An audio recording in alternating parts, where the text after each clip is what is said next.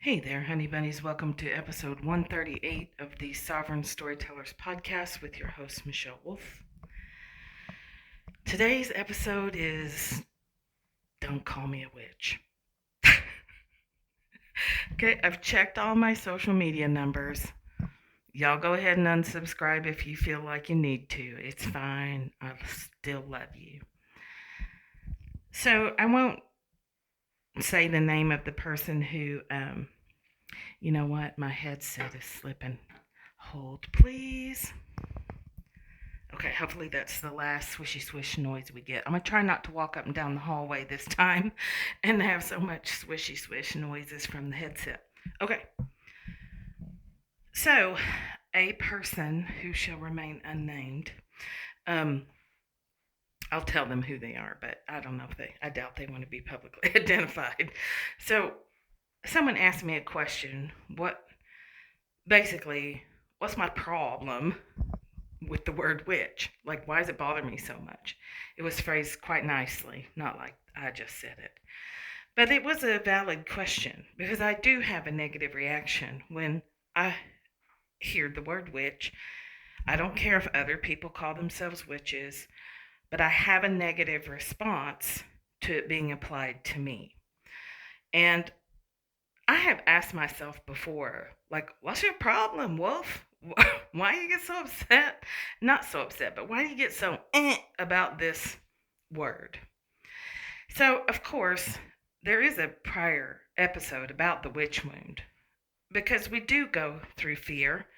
And honestly, this person pointed out it's not just women that go through the fear, men go through the fear of coming out of the woo closet, of saying, oh, by the way, I feel energy, I sense energy, I have healed myself, I could hear someone's thoughts next to me, I sense my grandmother in the room, because there is that fear, and a valid one, of social rejection. You can lose everyone and everything for, depending on where you're at, when you come out of the woo closet. Okay? So, and I want to be very clear. I do not care if you want to call yourself priestess, pussycat of the forest on Mermaid Lane, like high priestess, whatever. I don't care what you call yourself. I really don't. But I know that if this is on my mind, I'm not the only one who thinks about these things. I may be in a small percentage, but I know I'm not completely alone. So let's talk about it. And as usual, I'm just going to ramble along here. I'll tell you what I'm thinking. You can feel free to hit me up on Facebook or whatever. Email me, planethumandesign.com. Pretty sure if there's not a contact form, let me know. Although I don't know how you let me know if there's not a contact form, but I might have forgot to put one on there. But y'all know where I'm at. Instagram, Michelle Wolf 11. Facebook, Michelle Wolf 11. You can comment on this podcast on the YouTube channel. Guess what? Michelle Wolf 11. Pretty easy to find me. Okay. So I have explored in the past fear of owning my natural human abilities of intuition and communicating with the dead. These are natural human abilities. If you've listened to this podcast for very long at all, you know I've got a little soapbox that I carry around with me about calling these things, trying to make these things seem like only certain people have them. This is a natural, normal, human skill that anybody can do. And were we in a different time, but we're not, if we were in a different time, these things would be our totally normal daily life.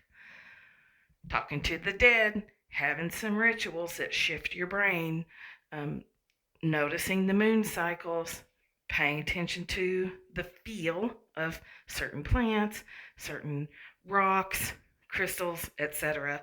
Being aware of how all the different things feel when you're in contact with them and choosing the ones that feel best to you in the moment. Okay? So, want to be super clear that I'm not telling anybody that they should do it differently. I'm sharing an alternative viewpoint with you about that word, or several. I got lots of thoughts. So, I did the fear work. I was never concerned about dying for bringing Forest Reiki to the public, you know, to almost, oh my gosh, it was in 2003, and I didn't bring it out to the public till 2018. So you do the math, it was a hell of a long time. And I was not afraid of being murdered, but I was super afraid of being different because all my life I just wanted to be, air quote, normal. And because somewhere in there I got stuck in at 7 years old, I continued wanting to blend in and be normal and have nobody notice me and not rock the boat and not make any waves and keep my mouth shut and fly under the radar. That was my whole goal in life. And I pulled it off for a really long time. I stayed invisible.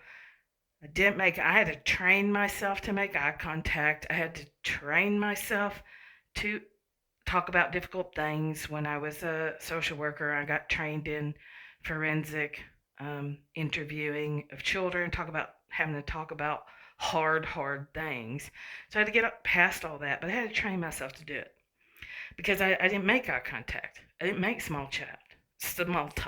Still don't love it, but I will because I live in the South and it's a requirement. If you lose your Southerner card, if you can't chit chat in the egg section about the price of gas with Myrtle, who's doing her Wednesday afternoon grocery run, like it's just required. So it's fine. But you know what I mean?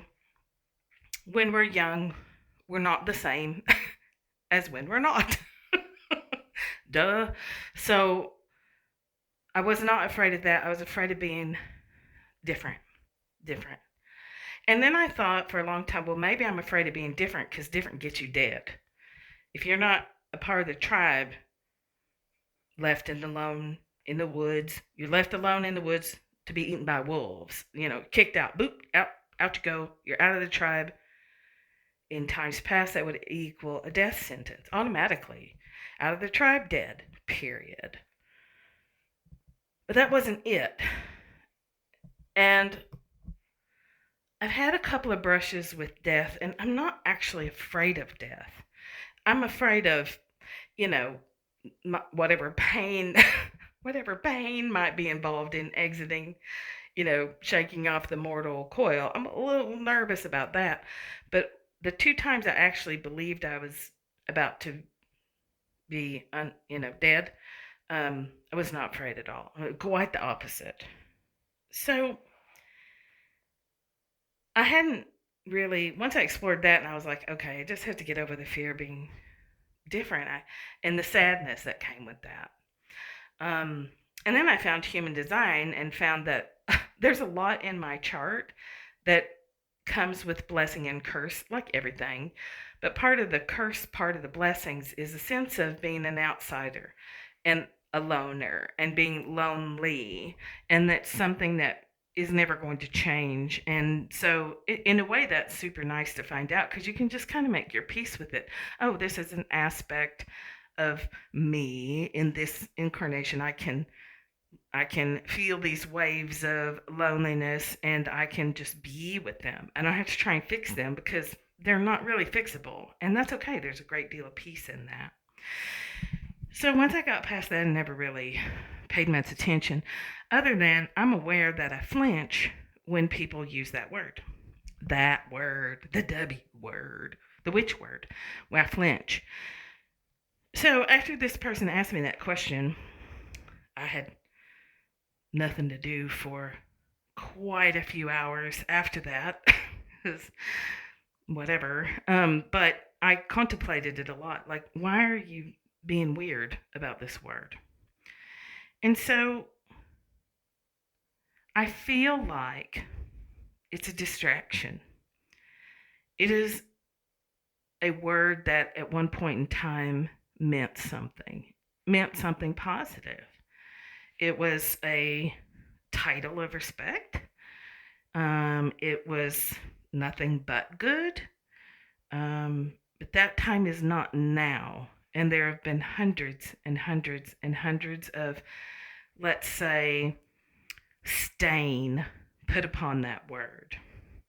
So whenever I think about people who say this is not a criticism, I so want to be clear on that.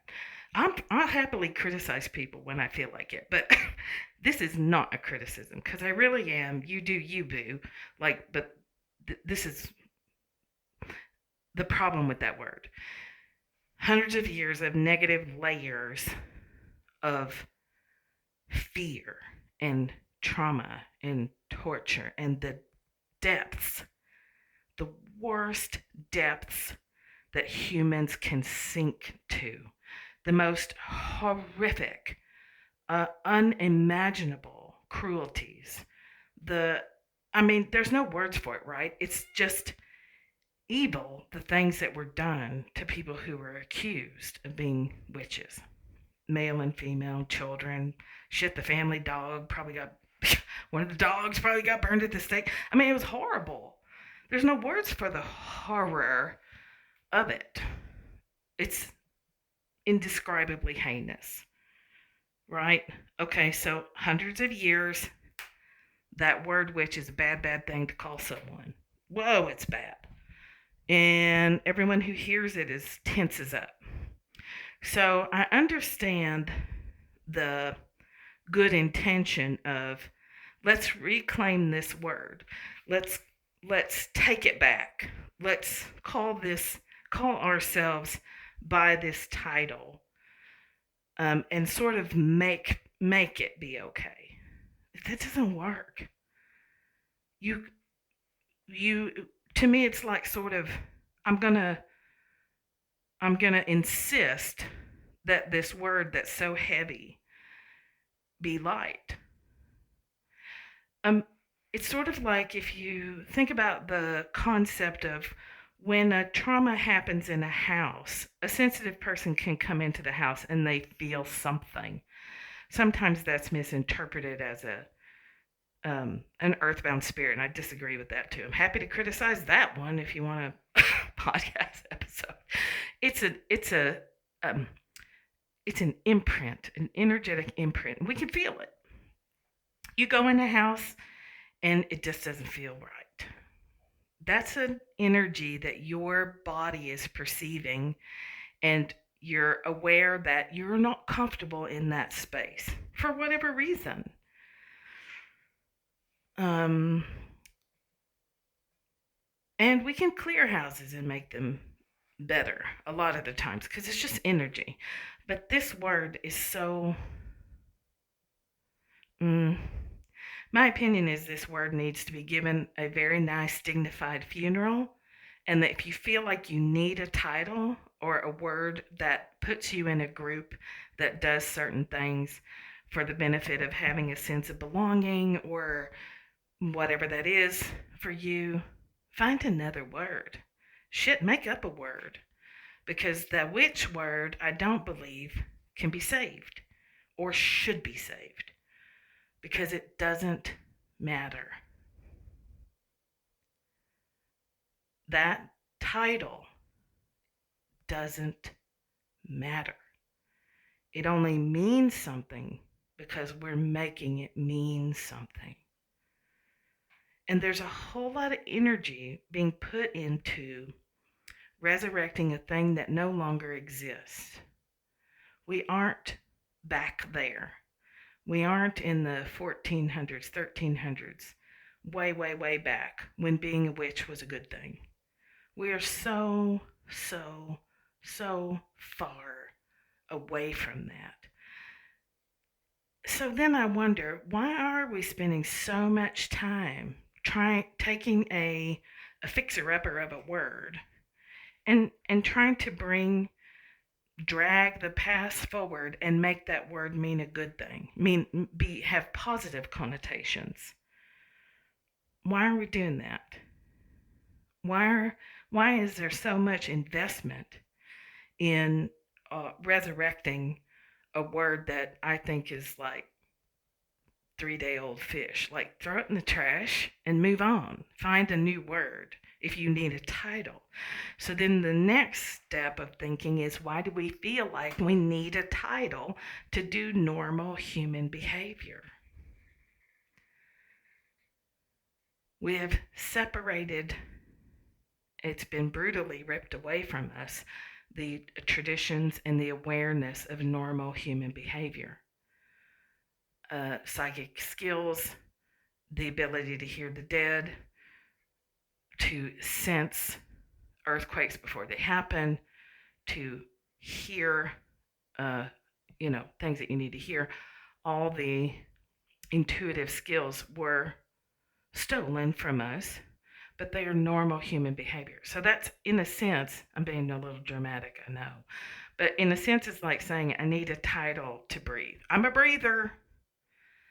I am a breather, and my lineage is my mom and dad were breathers, their parents were breathers, their parents and their parents were breathers, and I'm a breather too.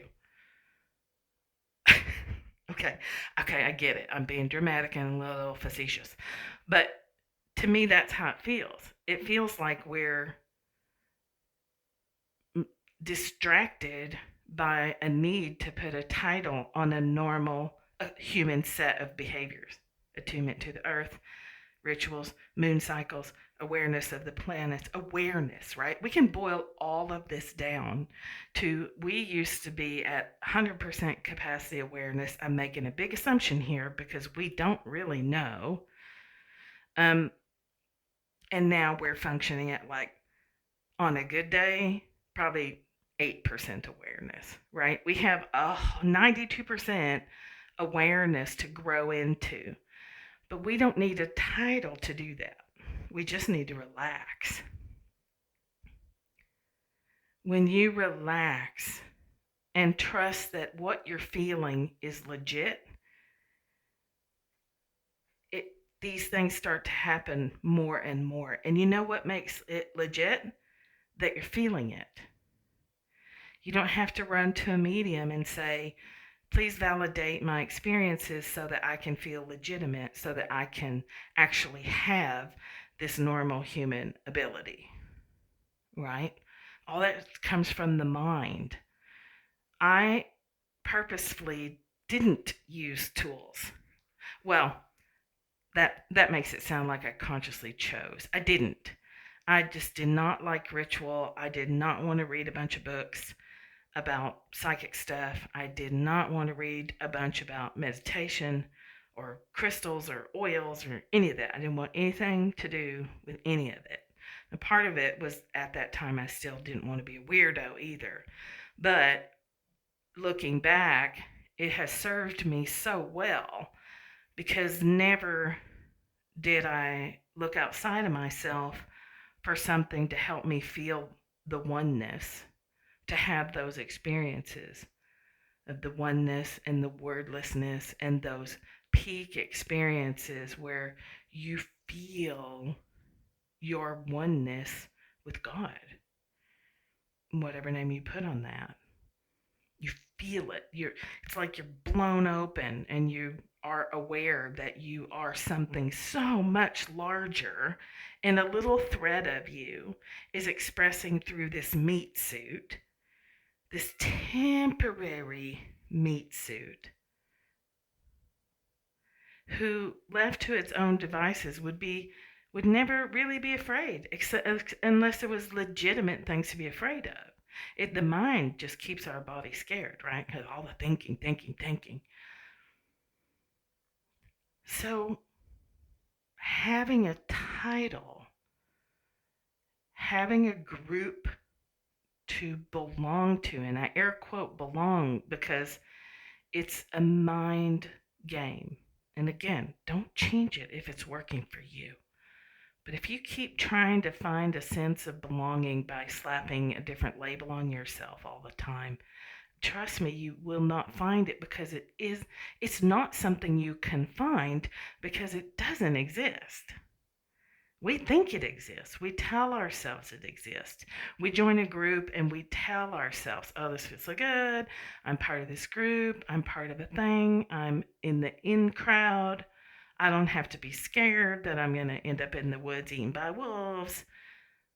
Okay, but that's our mind, and that's fine if that feels good to you, if that works for you.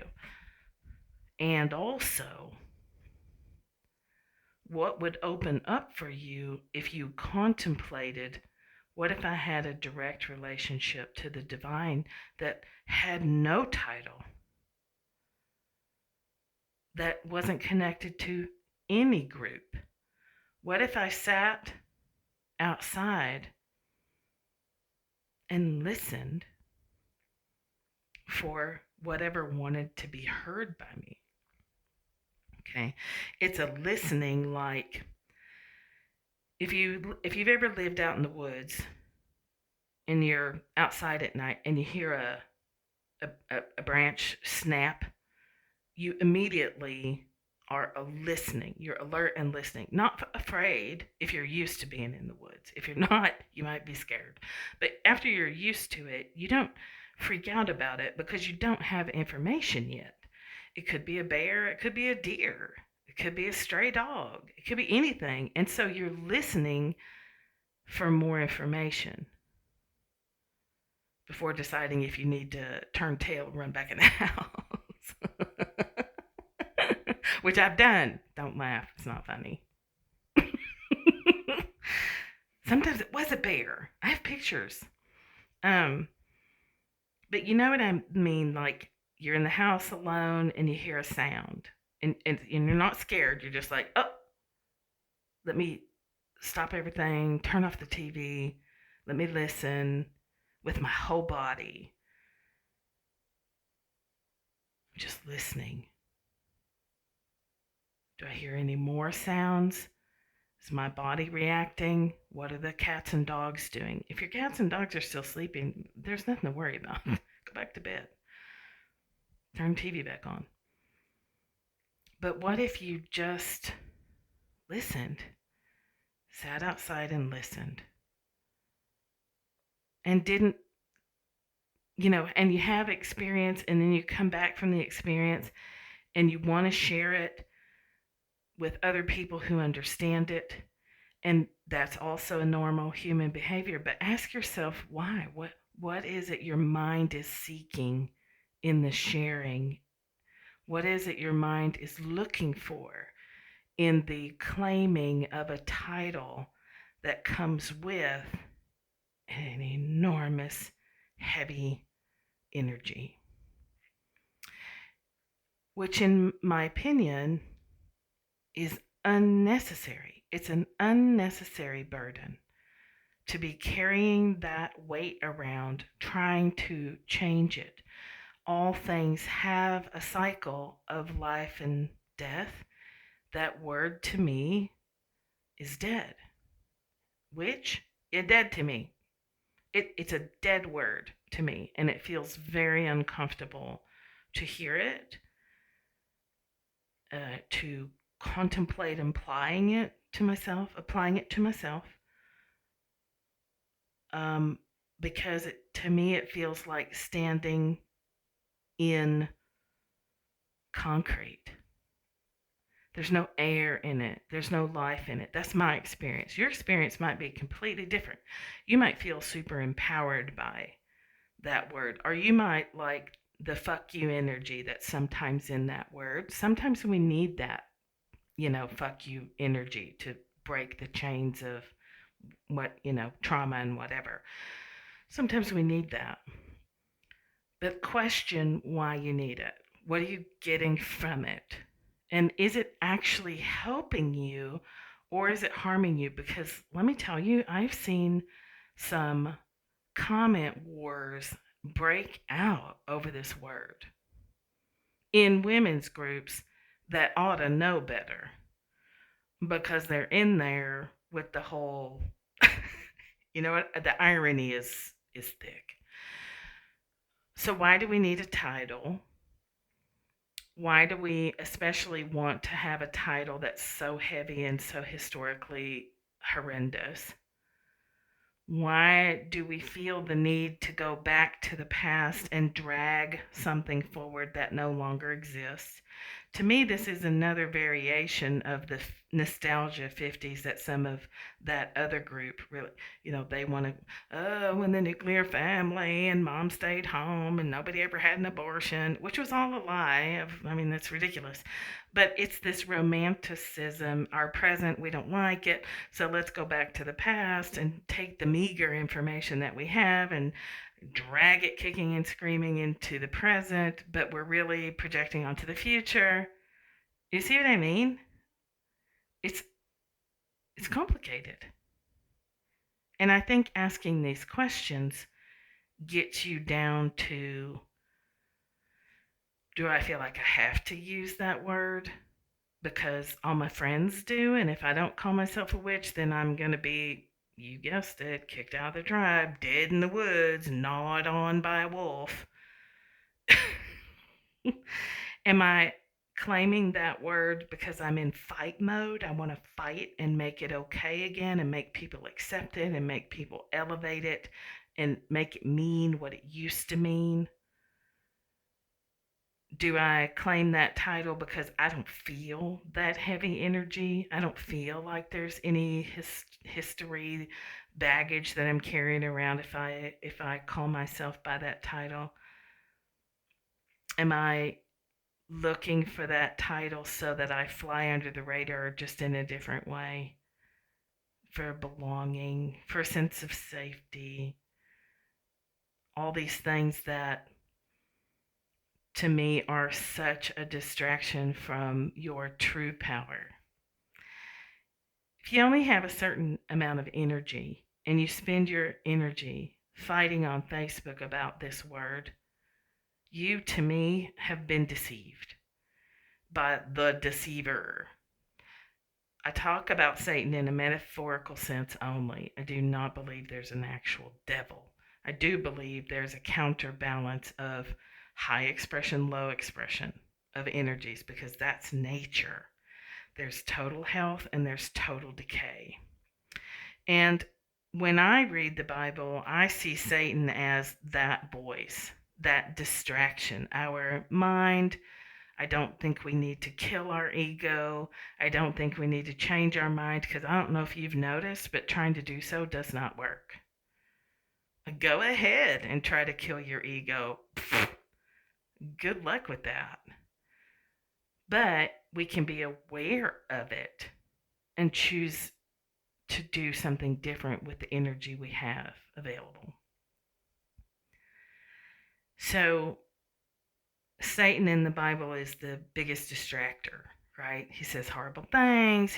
He says stuff that gets you all riled up, and you fight with him. And while you're fighting with him, your actual power is not available to you.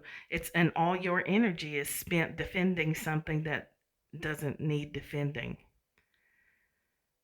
So we do this all, and I am not saying that I'm any different either.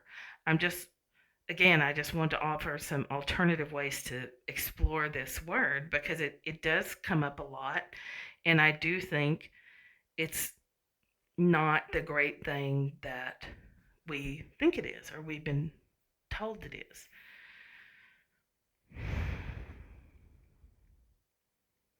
So let's say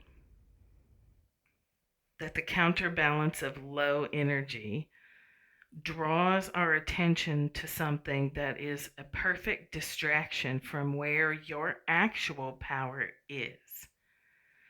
We don't remember previous lifetimes for a reason. If there's something we need to remember or recall a genetic memory, I actually don't believe in life after life reincarnation, but I do believe in the collective unconscious and genetic memory that gets passed down in your DNA. So we if we need to remember something, we will. We'll notice that a pattern that is not ours, but it keeps playing out in our lifetime. But it's our grandmother's pattern, it's our great auntie's pattern, it's somebody's pattern that's been handed down, handed down, handed down, and it feels like ours, but it didn't originate with us. It's an inheritance. So if that comes up into your awareness, I think it's in your awareness for healing, for consideration, for contemplation, for release, whatever needs to happen. That's different than being distracted by titles. I need to call myself a priestess. I need to say I am Mary Magdalene reincarnated. I need to be Cleopatra. I need to be a witch. I need to be whatever. It's trickery in the sense that it doesn't it doesn't help. It doesn't connect you to your true power. The awareness of your mortality, the awareness of the infiniteness of time, which leads to self compassion and forgiveness for yourself and others. It leads to an expanded sense of love. It leads to so many wonderful things, but you can't get it until you sit your butt down and start listening. You can't get it because your mind is too full of I need to be in this group. I need to be in that group. I'm not in that group. I'm not in the 7-figure club. I should be in the 7-figure club. How come I'm not in the 7-figure club? how come my book is not a bestseller? Well, because it's poetry and poetry doesn't best sell. So, you know, it's a distraction. And there are many, many, many distractions to be had. And I think this is just another one of them. And I think it's helpful to consider how much of my time and energy am I spending thinking about this? How much of my time and energy am I spending trying to convince people to resurrect a dead word and make it alive again? From my perspective, that is not going well. Marketers have latched onto it and realized they can sell many witch kits and many this, kits for this and that and the other thing, and a billion books. I have plenty of books. I've got a Green Witch book that I think is the coolest thing.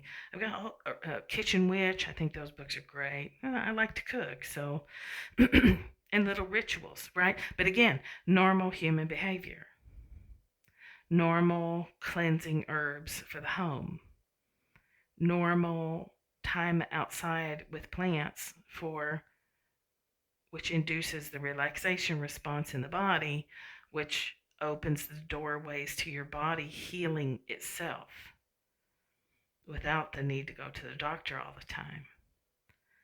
But those things come from living your life, not fighting a battle over a word, not indulging also normal human insecurity of needing a title and a group to belong to. So just think about it. Just think about it. And if thinking of that word feels dynamic and alive, and when you think about I'm a witch and you feel energy, good, healthy, bubbly, champagne energy rising, then I'm going to say that's probably a good word for you to be using. But that's not what I see a lot of the time. When I see the word come up, I feel fight energy rise. I feel we've got to make them accept this word. Fight. We've got to force the issue. We've got to drag this word into the present and wash it off and scrub it clean and make it mean what it used to mean, but it will never mean what it used to mean because we're not there. We're not back then. We're here and now. We're here and now. And really getting in touch with that, dropping your awareness into your own hip sockets, your feet on the ground, the sensation of air coming in and out of your lungs, that's what taps you in to what hundreds and hundreds of years ago green witches knew. People acting normal as healers, connected to the earth and telling you your dead grandma said good morning, because you were still sleeping or whatever. And you would say, yeah, I know, I heard her while I was taking a bath in the river or whatever. Like, it's just so normal. So I feel like also, this is the last thing I'll say. I, I feel like we also keep our magic separate from the real world, this 3D, 5D thing. Well, I do magic in a certain place with a bunch of tools, with a this or that and the other thing, and it's separate from me in traffic. These are the people that go to a meditation retreat and scream in traffic on the way to the airport. I'll say performative, but I think that's probably too harsh of a word. But it's being able to meditate on a cushion is absolutely meaningless if you can't carry it through your life. If you can't be nice to the cashier who's struggling, if you can't be nice to the flight attendant who's about to pull her hair out because nobody will check their stupid carry-ons, if you can't be the calm center in a room full of stressed out people, it's pointless. And I would say a better use of your time, my time, your time if you want to, is to merge your magic with your daily life, because even the word magic creates a sense of separation when it's normal. If you want to normalize something, normalize hearing the dead. Normalize being aware of the different energy signatures all around you. And we can call them angels or saints or our dead cat or whatever, but it's let's strip the language off of it, and it's just energy signatures, different currents in the river. Remember, like there's white water, there's cool, deep, very almost still, completely still water. It's not completely still, but there's very little movement. There's warmer water near the top, cooler water near the bottom, and we can be aware of all those energy flows and all those energy signatures, and then we can consciously choose which one do we want to hang out in, which one are we in, and which one would we rather hang out in. But it takes awareness, and it takes letting go, and it takes really checking in with yourself on a daily basis. What am I getting out of this? What am I trying to find? And the thing that I'm trying to find is most definitely not out there. It's already in you. It's already right there, and it's just waiting for you to listen. Okay, I'm going to shut up now. I'm going to stop talking about that. And again, no harm, no foul. If you have called me a witch, I'm fine. You don't need to adjust your behavior in any way. I'm responsible for me. You're responsible for you. If I have a reaction to something, that's for me to deal with, not for you to adjust your language about. So, anyway, think on that. See what you think. See what comes to mind. See how you actually feel when you tap into the energy of that word. See if there were other words that make your mind happy because it's latched onto a title, but they're more alive, more dynamic. They raise your energy instead of triggering fight energy or defensiveness or You know what I'm saying. So, anyway, so the solution, this is the business part. So, again, you can check out now if you don't want to hear about any of that. The Solution Salon is a twice monthly group where you come to get answers to your questions. And that's answers about tech issues, copywriting, editing, how to do a video, how to get your stuff on YouTube, like anything in the business world, how to say what you do when what you do is hard to say. How do you describe it? So we really run the gamut of topics, and it's a great group. There's a Facebook group, and we meet live twice a month. So, and it's $50 a month, or you can pay for a quarter and save yourself a little money at $132 for 3 months. I'm not in the group much during the week, but there's other people are, and people are doing a great job of answering each other's questions when I'm not around. So that you can find that at planethumandesign.com/solutions. Solutions, plural.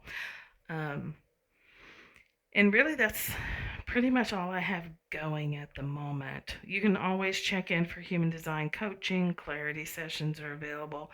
Anything you have questions about, drop a comment on YouTube or send me an email, info@thatmichellewolf.com. Do I have a Planet Human Design email? I think I do. I think it's michelle@planethumandesign.com.